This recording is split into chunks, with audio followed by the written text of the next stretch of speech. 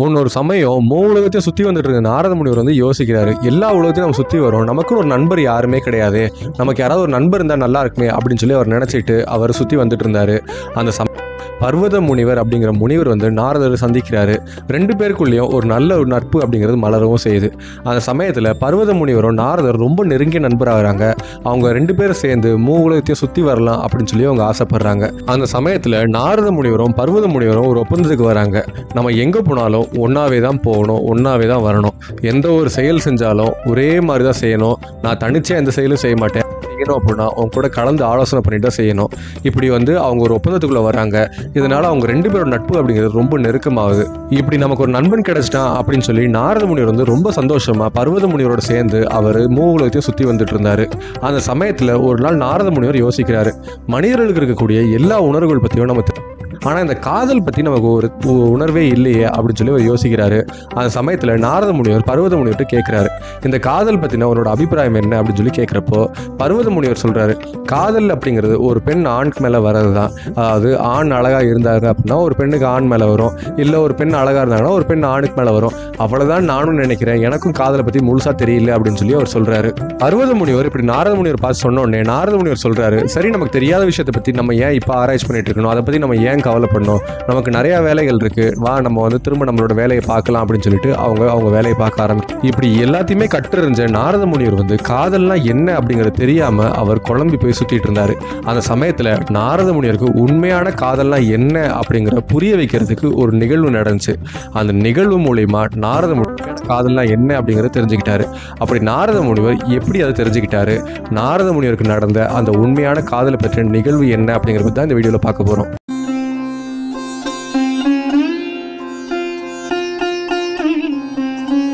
முன்னொரு சமயம் நாரத முனிவரும் பர்வத முனிவரும் உலகத்தையும் சுற்றி வந்துட்டு இருந்தாங்க. அந்த சமயத்தில் நிறைய விஷயங்களை அவங்க பார்க்குறாங்க, நிறைய விஷயங்களை அவங்க தெரிஞ்சுக்கிறாங்க. அவங்க ரெண்டு பேரும் ரொம்ப சந்தோஷமாக வந்துட்டு இருந்தாங்க.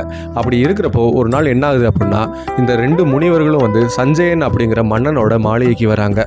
திருப்பி வரக்கூடிய முனிவர்கள் நம்மளோட மாளிகைக்கு வந்திருக்காங்க அப்படின்னா அது நமக்கு மிகப்பெரிய பெருமை அப்படின்னு சொல்லி சஞ்சயன் வந்து ரொம்ப பணிவோடையும் அன்போடையும் அந்த நாரத முனிவரும் பர்வத முனிவரும் தன்னோட மாளிகைக்கு வரவேற்கிறாங்க. திரிலோக சஞ்சாரியான இந்த இரண்டு முனிவர்களை பார்த்து சஞ்சயன் வந்து ரொம்ப பணிவாக கேட்குறாங்க, நீங்கள் ரெண்டு பேரும் ரொம்ப காலம் சுற்றி வந்துட்டு இருந்திருக்கீங்க, அதனால என்னோட மாளிகையில் தங்கி இருந்து கொஞ்ச நாள் இங்கிருந்து வழிபடுங்க, நீங்கள் கொஞ்சம் இங்கேருந்து இளைப்பாறவும் செய்யலாம் அப்படின்னு சொல்லி அவர் ரொம்ப பணிவாக கேட்குறாரு. அந்த சமயத்தில் நாரத முனிவர் வந்து யோசிக்கிறாரு, நம்மளும் ரொம்ப நாள் சுற்றி வந்துட்டோம், நமக்கு ஒரு ஓய்வு தேவை, இந்த மன்னனும் நம்ம மேலே ரொம்ப அதிகமான மரியாதை வச்சிருக்காரு, நம்மளை நல்லா உபசரிக்கிறாரு, அதனால நம்ம இங்கே தங்கலாமா அப்படின்னு சொல்லி அவர் பர்வத முனிவர்கிட்ட கேட்குறாரு. பர்வத முனிவரும் சரி அப்படின்னு சொல்லி சொல்கிறாங்க. அதனால் நாரத முனிவரும் பர்வத முனிவரும் அந்த அரண்மனையில் தங்குறதுக்கு அவங்க சம்மதிக்கவும் செய்கிறாங்க. தன்னோட மாளிகையில் தங்குறதுக்கு சம்மதம் தெரிவித்த முனிவரை பார்த்து சஞ்சயன் ரொம்ப சந்தோஷப்படுறாரு. அந்த சமயத்தில் அவர் என்ன பண்ணுறாருன்னா, அவரோட மகளான தமயந்தியை அழைக்கிறாங்க. முனிவர்கள் தங்குறதுக்கு இடத்த கொடுங்க, அது மட்டும் இல்லாமல் முனிவர்களுக்கு என்ன விதம் வேணாலும் எல்லாத்தையும் ஏற்படுத்தி கொடுங்க, அது உன்னோட பொறுப்பு அப்படின்னு சொல்லி தமயந்திகிட்ட சொல்கிறாங்க. இளவரசியான தமயந்தி வந்து முனிவர்களுக்கு தேவையான எல்லா உதவிகளும் செஞ்சாங்க. தமயந்தி வந்து இசையில் ரொம்ப அதீதமான பற்றுடையவர்களாக இருந்தாங்க. அப்படி இருக்கிறதுனால நாரதர் வந்து தினமும் அவரோட வீணை எடுத்து அவர் இசை இசைச்சு அவர் பாடவும் செஞ்சார். இப்படியே அவங்க பாடிட்டு இருந்தது பார்த்து தமயந்திக்கு நாரதரோட இசை மேலே அதீதமான ஏற்பட்டுச்சு. நாரதரோட இசை மேலே தான் காதல் ஏற்பட்டுச்சா அப்படின்னு சொல்லி பார்த்தோம் அப்படின்னா, நாளடைவில் நாரதர் மேலேயும் தன்னோட மனதை அவங்க பறிகொடுக்க செய்கிறாங்க. நாரதர் மேலேயும் அவர் காதல் கொள்ள ஆரம்பிக்கிறாங்க. இப்படி தினம் நாரத முனிவர் வந்து அவர் வீணையை மீட்டி அவர் இசை இசைச்சு அவர் பாடல்கள் பாட ஆரம்பிச்சாங்க. இது ரசிக்கிறதுக்காக தமயந்தி வருவாங்க. அந்த சமயத்தில் நாரதரோட இசையை மட்டும் ரசித்தது இல்லாமல் நாரதரையும் சேர்ந்து ரசிக்க ஆரம்பிச்சாங்க தமயந்தி. இப்படி தமயந்தி வந்து நாரதர் மேலே அதீதமான ஆர்வம் கொண்டிருக்காங்க. மேலே ஒரு தனி அக்கறை இருக்கிறத பார்த்த பர்வத முனிவர் வந்து தெரிஞ்சுக்கிறாரு, தமயந்தி நாரத முனிவரை காதல் பண்ணுறாங்க அப்படின்னு. அந்த சமயத்தில் பர்வத முனிவருக்கு பயங்கரமாக கோபம் வருது. நம்ம எது பண்ணாலும் சேர்ந்தே தான் பண்ணணும்னு சொல்லி நாரத முனிவர் வந்து ஒப்பந்தம் பண்ணார் இல்லையா. ஆனால் இந்த சமயம் என்ன அப்படின்னா, அவர் பாட்டு பாடி தமயந்தியை கவர செஞ்சுட்டாரு. எனக்கு பாட்டு பாட வராது, எனக்கு இசை ஞானம் பெருசாக கிடையாது, அப்படிங்கிறதுனால நான் மட்டும் எப்படி தனியாக இருக்கிறது அப்படின்னு சொல்லி அவர் பயங்கரமாக கோவப்படுறாரு. சம்பந்தமே இல்லாமல் பர்வத முனிவர் நாரத முனிவர் மேலே கோவப்படுறது பார்த்து நாரத முனிவருக்கு ஒன்றுமே புரியல. எதனால இந்த பர்வத முனிவர் நம்ம மேலே கோவப்படுறாரு அப்படின்னு சொல்லிட்டு அவர் பர்வத முனிவர் பார்த்து கேட்குறாரு, முனிவரே ஏன் என் மேலே கோவப்படுறீங்க அப்படின்னு சொல்லி அவர் கேட்குறாரு. அந்த சமயத்தில் பர்வத முனிவர் சொல்கிறாரு, நம்ம நட்புக்குள்ளே இருக்கக்கூடிய ஒப்பந்தத்தை நீங்கள் மீறிட்டீங்க, அதனால நான் உங்களுக்கு சாபம் கொடுக்குறேன், உங்களோட முகம் அழகு இல்லாமல் குரங்கா மாறட்டும் அப்படின்னு சொல்லி சாபம் கொடுக்குறாரு. இந்த சாபத்தை பெற்றோடனே நாரத முனிவருக்கு பயங்கர வருத்தமாகுது. அந்த சமயத்தில் நான் எந்த தப்புமே பண்ணாமல் எனக்கு சாபம் கொடுத்துருக்கீங்களே, நானும் உங்களுக்கு எதிர் சாபம் கொடுக்குறேன், உங்களுக்கு 7-14 லோகத்தில் சுற்றி வந்தாலும் உங்களுக்கு சொர்க்கத்தில் இடம் இருக்காது அப்படின்னு சொல்லி ஒரு சாபம் கொடுக்குறாரு. இப்படி நாரத முனிவர் பர்வத முனிவருக்கு எதிர் சாபம் கொடுத்ததுக்கப்புறம் பர்வத முனிவர் கொஞ்சம் கோபத்தை குறைச்சி அவர் யோசிக்கிறார். என்னடா இது, தமயந்தி நாரதரை விரும்புகிறாங்க அப்படிங்கிற விஷயத்தை நம்ம தெரிஞ்சுக்கிட்டோம். ஆனால் நாரதர் தமயந்தியை விரும்புகிறாங்களா அப்படிங்கிற நம்ம தெரிஞ்சிக்காமலே நம்ம நாரதர் மேலே கோவப்பட்டுட்டோம். எந்த ஒரு விஷயத்தையுமே தீர விசாரிக்காமல் நம்ம இப்படி தப்பு பண்ணிட்டோமே அப்படின்னு சொல்லி அவர் ஒரு தவறை அவர் உணர ஆரம்பிக்கிறாரு. அந்த சமயத்தில் பர்வத முனிவர் கொடுத்த சாபத்தினால நாரத முனிவரோட முகம் அப்படிங்கிறது குரங்கா மாறிடுது. தன்னோட முகம் அப்படிங்கிறது அழகு இல்லாமல் குரங்கு மாதிரி மாறிடுச்சு அப்படிங்கிறத நினச்சி நாரத முனிவர் ரொம்ப வருத்தப்பட்டார். அதனால் அவர் வெளியே எங்கேயும் வர்றதை தவிர்க்கவும் ஆரம்பித்தார். நாரதரை பார்க்கறதுக்காக வந்த தமயந்தியும் அவர் பார்க்க விரும்பலை அப்படின்னு சொல்லிட்டு அவர் ஒரு அறைக்குள்ள ஆரம்பிச்சாரு. இப்படியே சில நாட்கள் போயிட்டு இருக்கு. ஒரு நாள் சஞ்சயன் மன்னன் யோசிக்கிறாரு, தன்னோட மகளான தமயந்திக்கு திருமண வயது அப்படிங்கிறது வந்துருச்சு. அதனால தன்னோட மகளுக்கு ஒரு நல்ல இளவரசனை பார்த்து கல்யாணம் பண்ணி வைக்கலாம் அப்படின்னு சொல்லி அவர் ரொம்ப ஆசைப்படுறாரு.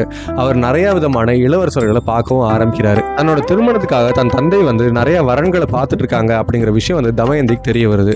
தமயந்தி நேராக மன்னனை பார்க்க போறாங்க. அந்த சமயத்தில் தமயந்தி தன்னோட தந்தையான சஞ்சயனை பார்த்து சொல்றாங்க, தந்தையே என்னோட திருமணம் பத்தி என்னோட அபிப்பிராயத்தை நான் அவங்ககிட்ட சொல்லாமா அப்படின்னு சொல்லி அவங்க கேட்குறாங்க. அந்த சமயத்தில் சஞ்சயன் சந்தோஷமா அவர் தமயந்தி பார்த்து சொல்றாங்க, உன்னோட அபிப்பிராயம் என்ன அப்படிங்கறத சொல்லு, கண்டிப்பா நான் அதுக்கு ஆமோதிக்கிறேன் அப்படின்னு சொல்லி சொல்றாங்க.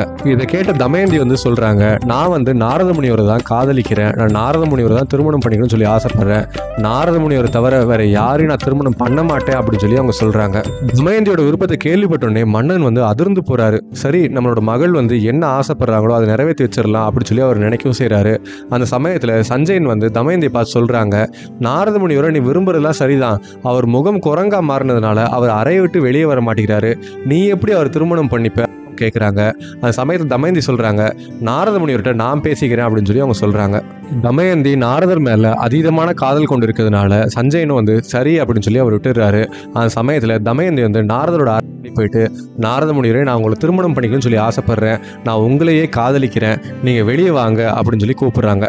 அந்த சமயத்தில் நாரத முனிவர் சொல்றாரு, என்னோட முக அழகை பார்த்து என்னை காதலிச்சிருக்கலாம், ஆனால் இப்போ என்னோட முகம் குரங்காக இருக்கு, நான் வெளியே வர விரும்பலை, ஏன்னா இப்படி என்னோட முகத்தை பார்த்து அப்படின்னா கண்டிப்பாக நீ என்னை வெறுத்துருவேன் அப்படின்னு சொல்லி அவர் சொல்றாரு. அந்த சமயத்தில் தமயந்தி சொல்றாங்க, நாரத முனிவரே, நான் உங்களோட இசையை தானே காதலிக்க ஆரம்பித்தேன் முதல்ல, அந்த இசை குரல் மூலியமா நான் உங்களையும் காதலிக்க ஆரம்பிச்சிட்டேன், நான் உங்களோட இசையோடு சேர்ந்து உங்களையும் திருமணம் பண்ணிக்கணும்னு சொல்லி ஆசைப்படுறேன், அதனால உங்களோட முகம் குரங்கா இருக்கிறத பற்றி நான் கவலைப்படவே இல்லை, உங்கள் முக அழகை பற்றியும் நான் கவலைப்படவே இல்லை, நீங்கள் வெளியே வாங்க அப்படின்னு சொல்லி அவங்க கூப்பிடுறாங்க. தமயந்தி நாரதர் மேலே வச்சிருக்கக்கூடிய அதீத காதல்னால நாரத முனிவருக்கு ஒரு தைரியம் பரவாயில்ல, நம்மளோட முகம் குரங்கா இருந்தாலும் தமயந்தி நம்மளை ஏற்றுக்கிறேன்னு சொல்கிறாங்களே அப்படின்னு சொல்லிட்டு அவங்க அந்த அறையை விட்டு வெளியே வராங்க. அந்த சமயத்தில் பர்வத முனிவர் பார்க்குறாரு, நான் ரொம்ப நாளாக நினச்சிட்டு இருந்தேன் காதல் அப்படிங்கிறது வெளி தோற்றத்தை வச்சு தான் வரும்னு சொல்லிட்டு, மூலியமாக தான் நான் ஒரு விஷயம் தெரிஞ்சுக்கிட்டேன், காதல் அப்படிங்கிறது நல்ல குணத்தாலையும் நல்ல பண்புகளாலையும் தான் வரும் அப்படிங்கிறத நான் தெரிஞ்சுக்கிட்டேன், இதுதான் உண்மையான காதல் போல அப்படின்னு சொல்லி பர்வத முனிவர் அவரோட தப்பை உணர்ந்துக்கிறாரு. அதுக்கப்புறம் பர்வத முனிவர் நாரத முனிவர் கொடுத்த சாபத்தை திரும்ப பின்வாங்கவும் செய்கிறாரு. அதனால நாரத முனிவரோட குரங்கு முகம் இயல்பான முகமாக மாறவும் செய்யுது. பர்வத முனிவர் தான் கொடுத்த சாபத்தை பின்வாங்கின மாதிரி நாரத முனிவரும் பர்வத முனிவர் கொடுத்த சாபத்தை அவர் திரும்ப பெறவும் செஞ்சுக்கிட்டாரு. அதுக்கப்புறம் பர்வத முனிவரும் நாரத முனிவரும் நெருங்கிய நண்பர்களாக இருக்காங்க. தமயந்தி நாரதர் மேல அதீதமான காதல் கொண்டிருக்கிறதுனால சஞ்சயன் மன்னன் தமயந்தியை திருமணமும் செஞ்சு வைக்கிறாங்க. நாரத முனிவரும் தமயந்தியோட காதலை ஏற்றுக்கிட்டு உண்மையான காதல்னா என்ன அப்படிங்கிறத அவங்க புரிஞ்சிக்கவும் செய்கிறாங்க. இப்படி 7-14 லோகத்தையும் நாரத முனிவர் சுற்றி அவர் நிறையா விஷயங்கள் தெரிஞ்சிருந்தாலும் அவருக்கு காதல்லாம் என்ன அப்படிங்கிறத பற்றி தெரியாமல் ரொம்ப நாளாக சுற்றிட்டு இருந்தார். அந்த சமயத்தில் ஒரு நிகழ்வு மூலயமா நாரத முனிவர் உண்மையான காதல்லாம் என்ன அப்படிங்கிறத அவர் உணரவும் செய்கிறாரு. நாரத முனிவருக்கு உண்மையான காதல்லாம் என்ன அப்படிங்கிற இந்த தமயந்தியை பற்றி நீங்கள் என்ன நினைக்கிறீங்க அப்படிங்கிறத கமெண்ட்டில் சொல்லுங்கள்.